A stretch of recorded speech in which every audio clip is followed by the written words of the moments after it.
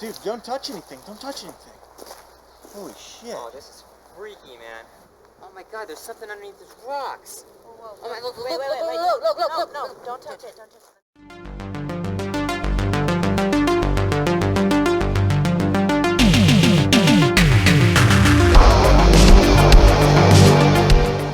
Written, directed and starring Kerry Pryor, we are talking the Blair Rabbit Project. This is a 2021 horror comedy spoof clearly aping the Blair Witch Project.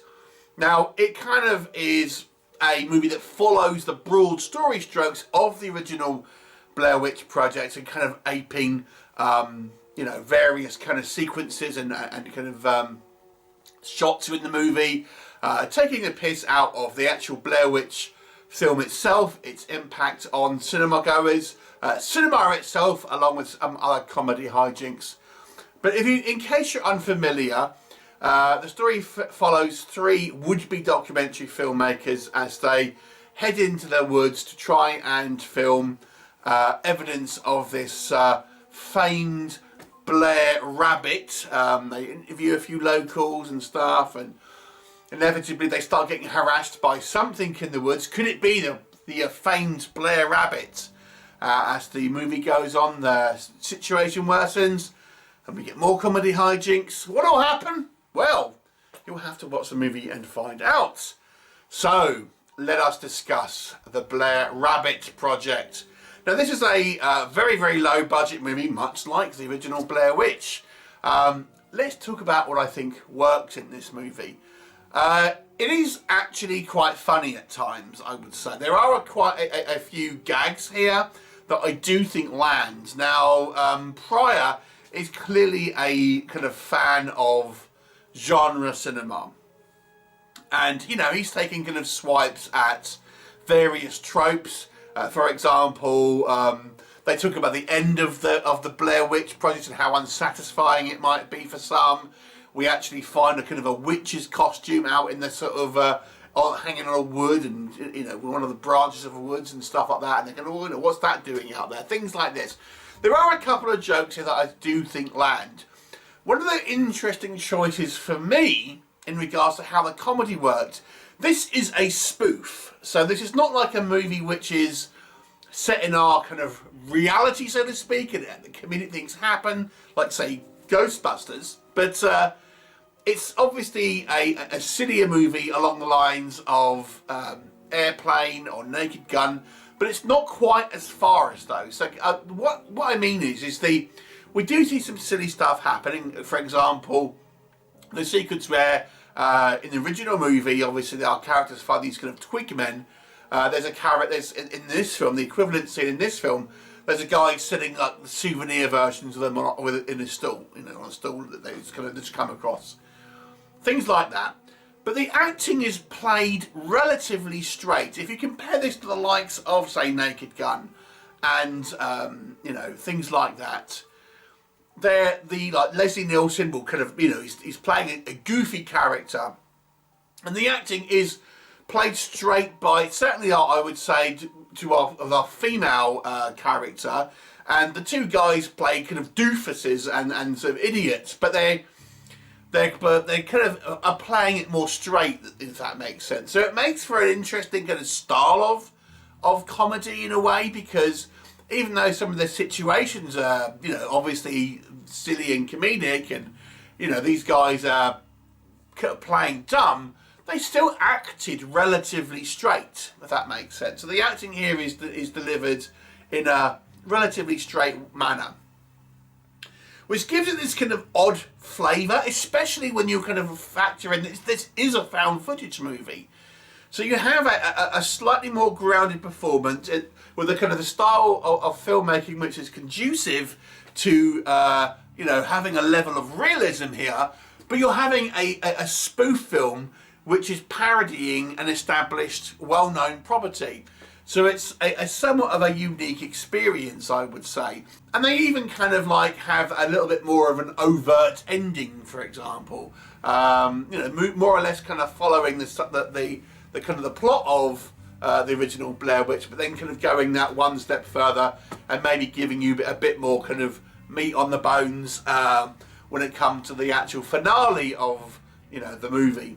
According to what I have read on the internet, so take this with a grain of salt, this movie was actually made just after the Blair Witch came out, but was apparently one of these lost films that was kind of only just resurfaced and has now been kind of released. That does kind of give us the reason why the actual filming style and the filming kind of quality certainly does look of the time. Okay, so let's talk about what I think did not work in this film. This is a one-joke movie stretched over a feature-length running time.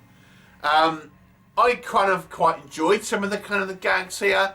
I thought some of them were quite amusing, but the general sort of gist of the gag here is that they're aping the Blair Witch. And boy, has there been a lot of kind of movies that have parodied the Blair Witch. Some kind of more overtly, some a little bit more kind of like more homages and kind of parodies, but there's been a lot, and it feels, to be honest with you, like this is an idea for a short or a kind of a skit stretched out into a kind of a feature-length movie. Now, if you look at movies like the Scary Movie franchise, which will kind of parody different kind of horror films, and they'll have a short segment, that the original movie and some of the sequels were quite sort of popular at the time, but they never had a whole film kind of like parodying really one movie, especially with such a low budget. So I have to say, the joke feels rather stretched, even though some of it is a little, you know, there are some funnier moments. And I have to say, the movie gets quite repetitive, you know, up until that point. And I think the juxtaposition to having this kind of found footage aesthetic, and then the performance is maybe a little straighter than your kind of your average parody or kind of like spoof type movie, compared to having the sillier elements.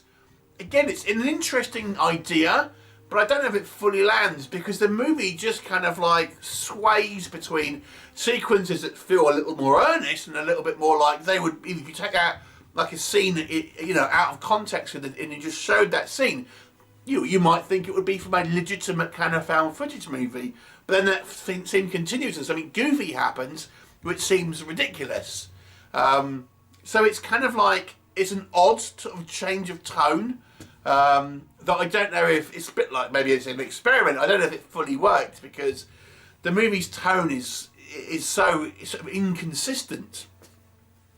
I think it was an interesting idea, having this kind of movie via a found footage technique is, you know, original to a degree. We've had Deadstream, which did a horror comedy with found footage, but it's kind of quite, you know, there's not that many found footage comedies, are there?